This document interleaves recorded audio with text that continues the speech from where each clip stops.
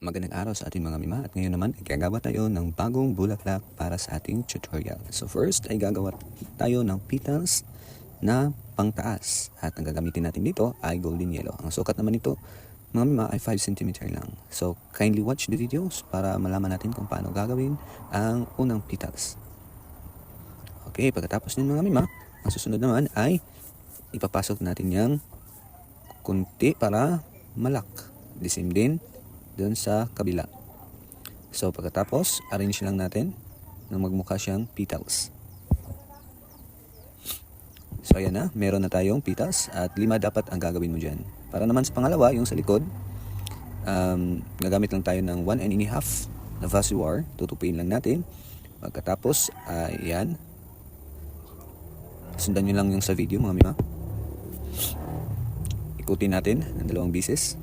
Tapos niyan, make it sure also mima na sa paghawak natin, yan, kasama yung hindi mahaba.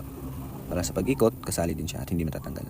So ayan, 5 petals lang din ang gagawin natin dyan. Pagkatapos naman, para sa center is gagamit tayo ng white dito.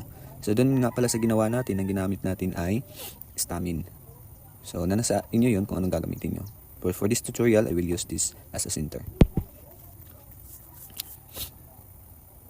Okay, pagkatapos naman dyan is gagamit tayo ng 2 1/2 para po yan sa magiging yung top natin, So ayan, ang paggawa naman yan, sinukat ko lang sa kamay ko.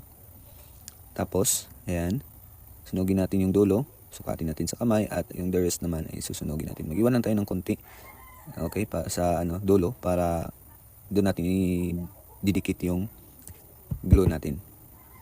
So, gawin mo lang yan sa 5 na hinanda natin. At pagkatapos niyan ay mag-ano na tayo, assemble ng ating bulaklak. Oo nga pala mima, laban lang tayo sa paggawa ng mga designs natin, mga handmade. So ito, make it sure na sa dulo niyo nilagay yung glue natin. Okay, para mapagkasya natin yung 5 petals sa center na ginawa natin. So ayan. So gawin mo lang yan sa lahat ng 5 petals natin. Ayan na po. Malapit na pong matapos. Ipapakita ko lang talaga ito sa inyo lahat para meron kayong guide kung paano natin ginawa. Pagpasensyahan nyo na nga pala itong isa, medyo wala ng dulo. Pero it's okay pa din naman. Okay, next naman, pagkatapos ng ating golden yellow, isusunod natin yung black. Pero bago yan, arrange lang muna na magmukha talaga siyang petals at maganda siyang tingnan. So ayan naman, para naman sa black is yan, kunti lang din. Kailangan mas mahaba yung black kaysa golden yellow. So ayan, kung titingnan nyo sa video makikita nyo naman. Tapos kung ididikit nyo yung black, make it sure na pantay siya sa likod dun sa golden yellow. So mamaya makikita nyo yan dyan kung anong resulta. Ayan tingnan nyo na mabuti.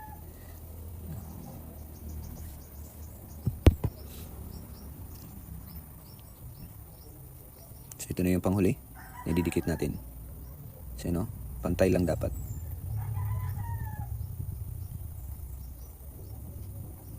Okay, so arrange lang talaga tayo mima, Pag tingin natin na hindi maganda, mayroong hindi nadikit ng maayos, so idikit lang natin ulit. At ito naman, yung panghuli, dapat nasa golden yellow siya, sa gitna ng golden yellow. At ang pagdikit naman nito ay dapat pantay lang din sa ilalim, doon sa ating golden yellow at saka sa black petals natin. Okay, makikita nyo dyan sa video. Sana hindi kayo mahirapan sa pagsunod nito. Pero I do believe in you naman mga mima kasi madaling gawin lang naman ito. Sana matutunan nyo ito kagad para pangdagdag nyo na din sa inyong mga designs, sa inyong mga ibibinta. So sana naman mga mima, kahit anong mga hirap nating nararanasan ngayon sa ating journey, being a crafter using fuzzy wire, hindi tayo sumusuko. Okay? Huwag tayong sumuko mga mima kahit paminsan-minsan is wala tayong binta. Ganun talaga yun, business. Hindi naman parati nasa taas ka. Minsan nakakaroon din ng time na nasa baba ka talaga. Laban lang tayo. Okay? At para hindi kayo mahirapan sa mga ginagawa nyo, ilagyan nyo ng ingredients. At ang ingredients na sinasabi ko ay yung tinatawag na love and passions. Para kahit hindi maganda kahit nagkakamali-mali ka na, patuloy ka pa rin sa paggawa. Okay naman, para dito sa panghuli, ganyan lang. Make it sure na ipipress mo yung dulo. Yan, sa dulo ng fuzzy wire golden yellow. Press mo ng mabuti para hindi siya matanggal. So ayun na mga mima, tapos na tayo. Sana nagustuhan nyo yung bagong bulaklak natin at sana magiging dagdag ito sa inyong negosyo. Bye-bye! Thank you for